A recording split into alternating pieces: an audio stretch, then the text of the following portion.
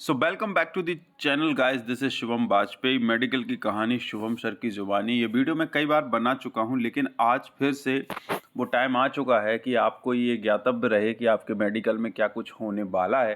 तो वीडियो में लास्ट तक बने रहिएगा। एक पीडीएफ है हमारे पास, जिसमें जब मेरा मेडिकल हुआ था, जो मुझे सर्टिफिकेट मिला था, जो मैंने आवेदन पत्र दिया था, वो सारी जानकारी इस वीडियो में है। और जो मैंने पर्ची कटवाई थी, तो ये सारी चीज़ें हैं जो मैं आपसे शेयर करूंगा। और ये वीडियो है आपके लिए, जिसमें मैं बताऊंगा कि आपके मेडिकल टेस्ट में क्या क्या टेस्ट होते हैं। तो बिल्कुल भी मेडिकल को लेकर घबराने की बात नहीं है, क्योंकि बहुत ही सामान्य तरीके से जो है एमपी पुलिस कांस्टेबल का जो मेडिकल है वो होता है। अदर डिफेंस और आर्मी एग्ज़ाम्स की तरह जो मेडिकल होते हैं वैसे एग्जाम नहीं होता है। और जो भी आपकी क्वेरीज़ रहेगी, वैसे तो मैं हर वीडियो में रिप्लाई नहीं कर पाता हूं, लेकिन इसकी क्वेरीज़ मैं ज़रूर लेना चाहूँगा, क्योंकि बहुत सारे बच्चों को बहुत सारे डाउट होते हैं मेडिकल के रिगार्डिंग, जो मैं आपसे कमेंट में भी बता दूंगा। लेकिन मोस्ट ऑफ द चीज़ें जो है हम वीडियो में कवर करने का प्रयास करेंगे। वीडियो में लास्ट तक ज़रूर बने रहिएगा। तो मेडिकल में क्या क्या चेक होता है? तो हाइट चेक होती है, आइस मतलब आंखों का चेकअप होता है, फिजिकल डिस्टॉर्शन मतलब शारीरिक विकृति तो नहीं है कोई, उसका टेस्ट होता है, ब्लड एवं ब्लड प्रेशर टेस्ट होता है, रक्त एवं रक्तचाप हम कह सकते हैं, यूरिन टेस्ट होता है, नौकनी टेस्ट होता है, जिसे हम घुटनों की जांच भी कह सकते हैं, फ्लैट फीट टेस्ट होता है, सपाट तलवों की जांच जो होती है वो होती है, chest measurement and expansion test भी जो है होता है। तो ये मेजरली चीज़ें हैं जो चेक की जाती हैं मेडिकल में जब आप आरक्षक में भर्ती होते हैं। तो हाइट की हम बात कर लेते हैं। तो हाइट, ऊंचाई और चेस्ट, सीना, ऊंचाई और सीना केवल पुरुषों के लिए है, ठीक है। यहाँ पर आप सीना जो है वो केवल पुरुषों के लिए जो है माप होता है।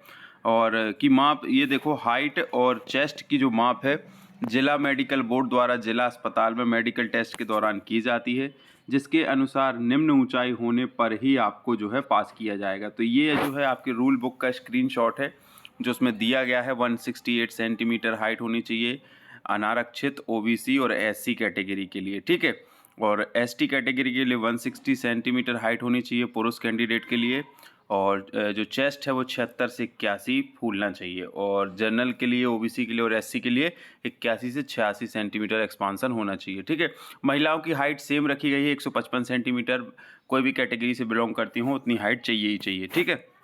अब यहाँ पे देख लेते हैं कि एसएएफ में सिलेक्शन अगर आपका होता है तो ऊंचाई की माप किस तरीके से होगी।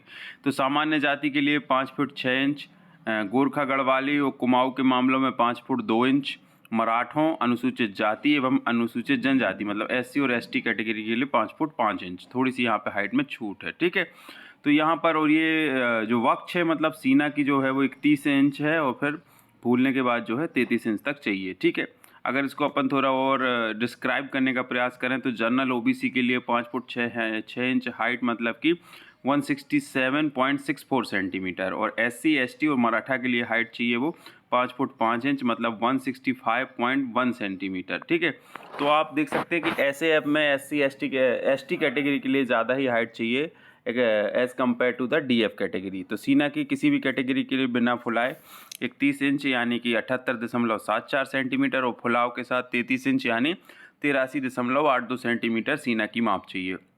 अब यहाँ पे शारीरिक विकृति से मतलब ये है कि हाथ टेढ़ा ना हो, पैर टेढ़ा ना हो, गर्दन टेढ़ी ना हो। कई लोगों का एक जो ये जो है, ये एक शारीरिक जो बनावट है वो एक सुडौल बनावट होनी चाहिए। उम्मीदवार का शरीर जो है किसी भी प्रकार से विकृत नहीं होना चाहिए। उसे फ्लैट फुट या नौकनी जैसी कोई समस्या नहीं होनी चाहिए। फ्लैट फुट मतलब कि आपका जो तलवा है नीचे वो एकदम फ्लैट नहीं होना चाहिए, उसमें कर्व होना चाहिए। और जो नौकनी है मतलब आपके पैर पंजे चिपकाने पर जो है घुटने जुड़ने नहीं चाहिए, उनमें गैप होना चाहिए। आंखों की हम बात करें तो आंखों से संबंधित कोई रोग नहीं होना चाहिए। अच्छी बायनाकुलर दृष्टि का होना चाहिए। आंखों को टोपों आइलेट्स की आंख में पुतली की बीमारी से ग्रस्त ना हो। और आंखों की दृष्टि तीव्रता बिना चश्मे के, यहाँ पे मैंने हाईलाइट किया है, बहुत सारे बच्चों की क्वेरीज है कि चश्मे के साथ मेडिकल दे सकते हैं। तो नहीं, आप चश्मे के साथ मेडिकल नहीं दे सकते हैं। बिना चश्मे के 6/9 से कम नहीं होना चाहिए। व दूसरी आंख की दृष्टि तीव्रता 6/12 से कम नहीं होनी चाहिए। मुख्य रंगों का भेद मतलब कलर ब्लाइंडनेस नहीं होनी चाहिए। कलर ब्लाइंडनेस होगी तो फिर दिक्कत हो जाएगी, ठीक है। अब बात कर लेते हैं, ये तो हो गए चलो जो जो टेस्ट होते हैं ये पूरे मैंने बता दिए कि मेडिकल में होता क्या क्या है। बहुत ही इंपॉर्टेंट वीडियो है, आपको लग नॉर्मल रहा है लेकिन ये डिटेल्स आपको खोजने पे मार्केट में नहीं मिलने वाली है। जो इस प्रक्रिया से गुजरा है वही आपको एक ऑथेंटिक जानकारी दे सकता है। चूँकि मैं ये मेडिकल दे चुका हूँ, इसमें पास हो चुका हूँ और वर्तमान में मध्य प्रदेश पुलिस में आरक्षक के पद पर पदस्थ हूँ, तो मैं आपको एक सही जानकारी दूंगा कि ये चीज़ें टेस्ट होती हैं। इसमें कोई भी दो राय नहीं है, ठीक है। मेडिकल में लगने वाले डॉक्यूमेंट में आपका आधार कार्ड होता है, आवेदन पत्र होता है और उसके साथ है ओपीडी की टिकट और हॉस्पिटल की। तो ठीक है, ऐसा अपन को एक आवेदन लिखना पड़ता है कि श्रीमान सिविल सर्जन सहायक अधीक्षक, चूँकि मैं जबलपुर में भर्ती हुआ था तो विक्टोरिया अस्पताल जबलपुर मेडिकल हुआ था। इसमें लिखा रहता है कि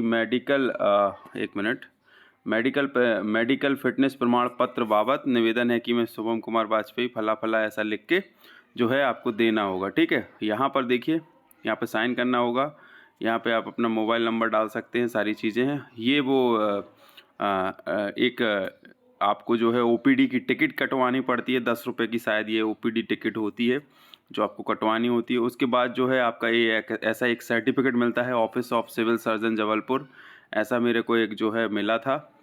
इसमें देखिए आप मेरा जो मेडिकल टेस्ट हुआ था उसमें आप मेरा ब्लड प्रेशर देख सकते हैं, 130/180 लिखा है, 130/80 लिखा है और डाइजेस्टिव सिस्टम जो है ओके लिखा है इसमें।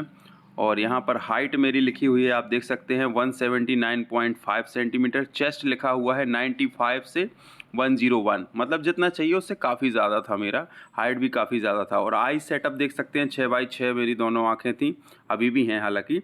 और बाकी ये ओके है, 23 एज थी उस समय। और ये मेरे को जब ये सर्टिफिकेट प्राप्त हो जाता है तो यही सर्टिफिकेट ले जाके जो है आपको अपने पुलिस लाइन या एसपी ऑफिस में जहाँ भी भर्ती की प्रक्रिया हो रही होती है वहाँ देना होता है। देन इसके बाद आपको बैच नंबर अलॉट होकर आपकी ज्वाइनिंग होती है। तो ये सारी चीज़ें होती हैं। मेडिकल को लेकर बिल्कुल भी घबराने की आवश्यकता नहीं है। बहुत सारे बच्चे डरते हैं कि यार ऐसा होगा वैसा होगा, पूरे कपड़े निकलवा दिए जाएंगे, बॉयज़ स्पेशली ये सोचते हैं, और ऐसा होगा वैसा होगा। ऐसा कुछ नहीं होता। नॉर्मल ही जो है आप इनर गारमेंट्स में जो है अपना मेडिकल दे सकते हैं आपका, क्योंकि इनर गारमेंट्स में इसलिए होता है क्योंकि गर्ल्स के लिए नहीं बोल रहा हूँ ये, मैं इसलिए बोल रहा हूँ क्योंकि ये जो आपका नॉक नी वगैरह चेक करना है या चेस्ट मेजरमेंट करना है तो आप मोटे कपड़े पहने रहेंगे तो फिर वो मेजरमेंट सही नहीं आएंगे।